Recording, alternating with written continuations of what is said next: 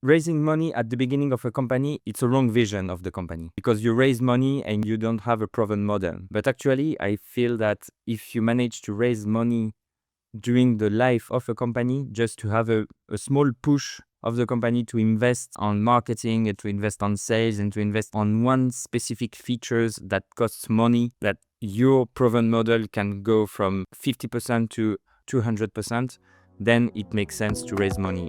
Sound of Startups podcast is hosted by Taj, produced by Amplitude Ventures, your partner in early stage startups. This episode is part of a special music tech series at the Slush Accelerator Program 2025, organized and sponsored by Amplitude Ventures. Brought to you by Singa, with support from the Yamaha Music Innovation Fund.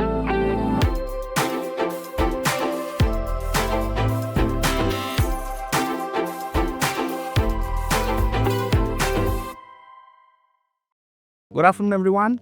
Welcome to the next episode of Sound of Startup. And this is next interview in the Music Tech Slush Accelerator Program 2025 series. And today I have with me is Maxime. His company has a product that is specially dedicated to festivals. Festival have its own nuances, they have its own challenges, and connecting and the fans, sponsors, brands, and the festival organizer is something which is very difficult, and especially if you're doing a festival scale. Maxime's product solves this problem, and that's what he is here for, and he is one of the selected startups. And let's welcome Maxime. Hello, Taj. How are you? I'm good. I'm doing well. Let's begin then. So who are you? Where do you come from? What do you do? And what brought you to the Slush? All the information. So I come from France, as you can hear from my accent, obviously. But I come from the east of France, close to Germany. And I created Fest 4 years ago now. Basically because we wanted to solve an issue for festival goers that are going to festivals and that they want to understand who are the artists, what is the schedule of the festivals, and they want to basically discover festivals worldwide. So we created an app first 4 years ago. We grew thanks to this app, and then we have we created a website. Now we have a festival crew staff that is working on festivals, and yes, it's called Fest, and we have a couple of more than 100,000 users now, and still growing. How was Fest born? How did it start, and who were the people who were behind it? So Fest the idea born in Montreal, in Canada, because I worked in Montreal for 5 years in a company doing mobile app for music festivals, obviously. We were working on a company doing one app per festivals. But during COVID, I decided to create the company to have one app with all festivals inside to make it easier for festival goers to discover festivals and to attend festivals. So that's why we created Fest. And now we are 4 people working at the company. I have my business partner, who is Jeremy. He is working as a CTO. And we also have a VP sales and we are also using a couple of AI agents to help us to grow the product. It's a small team yet. But we are working with more than 60 customers worldwide in 6 countries, and those customers are, I can say it, more than happy with the product because they more than signing only 1 year, they're signing 3 years deal. So I mean, we're doing well for a bootstrap company. We are doing pretty well. Okay, so this is new for me. How is it possible for a startup to bootstrap for so long with 60 customers in 5 countries? We are a bootstrap company, and we've been working with 60 customers. That's not easy every day, to be fair. But we are working hard. We've been working hard for 4 years now. And for each new customers we have, it doesn't cost us any money. It's the scalability of the product is incredible, and the technology doesn't cost us anything for new customers. So it's only project management, it's only sales, and then I mean we are working hard. That's how it is when you are a bootstrap company. Okay, explain what a good bootstrapper is, because though you have made it oversimplified the whole stuff. It's not that easy to be a bootstrapper having so many customers. How did you crack it, and can you explain like how does bootstrapping mindset works? Yeah. Actually, I come from the French countryside. So, and my father is an entrepreneur. My grandfather was an entrepreneur. So I have kind of a classic vision of the company. So since the beginning of the company, we wanted to have money coming from customers, to have an organic growth of the company. And that's my vision of a company. It should be bootstrap, of course, because when you bootstrap a company, you manage to have like a real vision of what's the truth of the company. If a company doesn't manage to be bootstrapped, it means that the company won't work.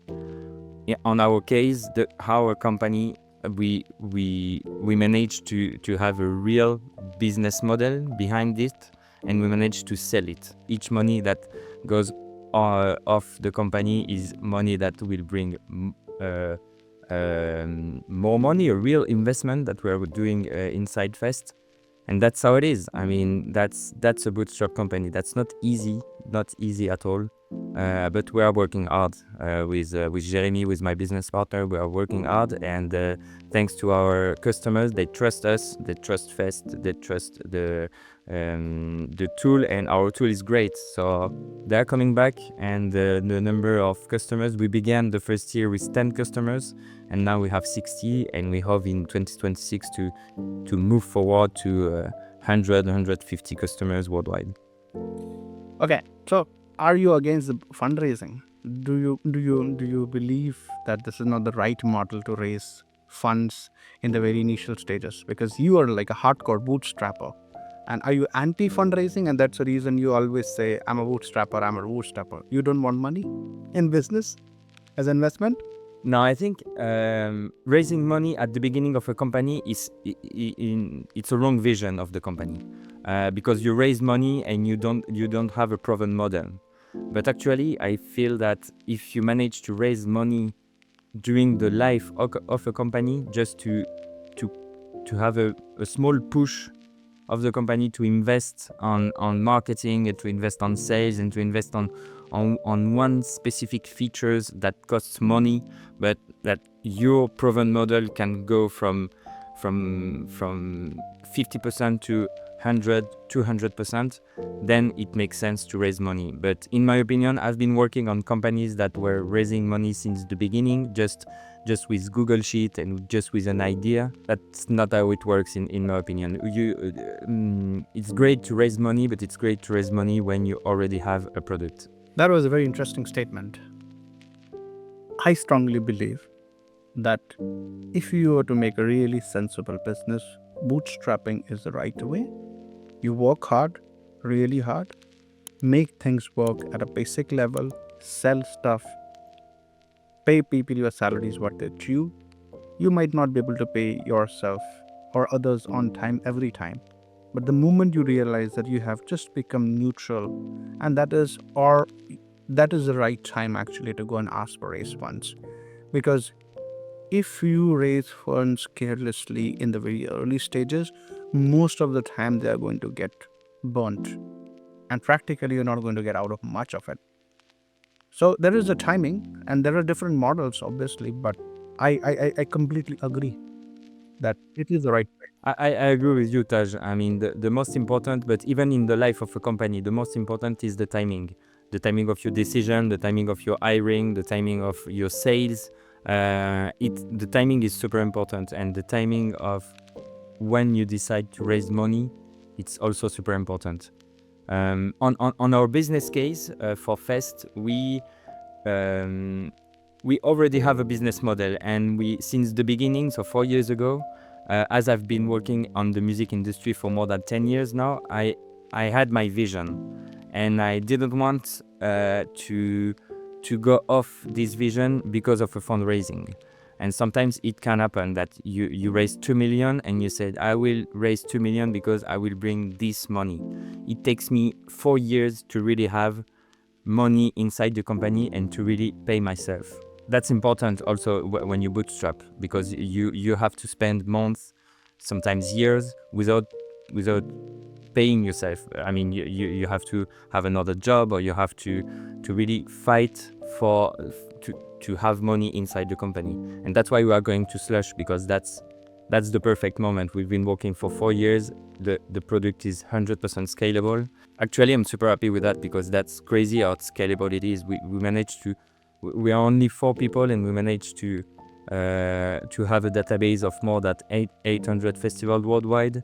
We have more than 100,000 users using daily the app, but we are only 4 people working for a company, and we are fighting for that. And then that's why it's the moment at Slush to move forward with a new features. You were selected for MUSICTECHSLUSH Startup Accelerator Program 2025, and you're coming to Helsinki on 18th and 19th. What is the expectation from the Accelerator program that you have, and what are you looking for in Slush? I mean, actually at Slush, I'm looking forward to meet people. That's always super interesting to discuss about your business and to discuss about your business model. We've been discussing, you and me, Taj, for a couple of days now about my business, and that was super interesting. And that's about it with Slush too. You're gonna meet people from the industry. You're gonna meet people without that are not in the industry, and that's super important. And maybe those people will want to invest in the company. I hope so. Maybe some people won't want, but will ask question about the company. So that's why I'm going to Slush for Fest. And also personally, that's great to go to this kind of event, because I'm always interested with other entrepreneurs doing things worldwide. So that's a good event to meet new product, to meet new people. That's our goal, and that's why Slush it's a good event. That's the European biggest event for entrepreneurs and startups. So that's great. Okay, so this is the last question, and after that we can wind it up. How do you you specifically raised few points which are very new and different: team, hardworking, bootstrapping, make the model work. Everything of this can only work with the one thing: team. What is the value of team when you run a startup? Team is super important for a company. Without my team, I cannot work, and I cannot think about the future. We made some mistakes in the team, but now we have I manage, and we manage with Jeremy, we manage to really build a team. And that's also a decision, because if you want to raise money, you will hire dozens of people inside the team. When you don't raise money, when you hire someone, it has to be the perfect person in the company. So the team is super important. It's key for the company to work with people that you trust, and to work with people that are working well. And as I said, we are a small team, but we are a huge team in the end, because we are all working for 5% each. So in the end, we are only 4, but maybe we are working for 20 people. So Perfect. I think so, Maxime. This was quite beautiful. It was fantastic talking to you. You're inspiring with the bootstrapping model, with the small team concept. I really like it, and we are very excited to have you there for Music Talk at the Slush Accelerator Program 2025 in Helsinki. We wish you best of luck and hope to see you soon. thank you, Taj. Have a good day. Yeah, bye-bye.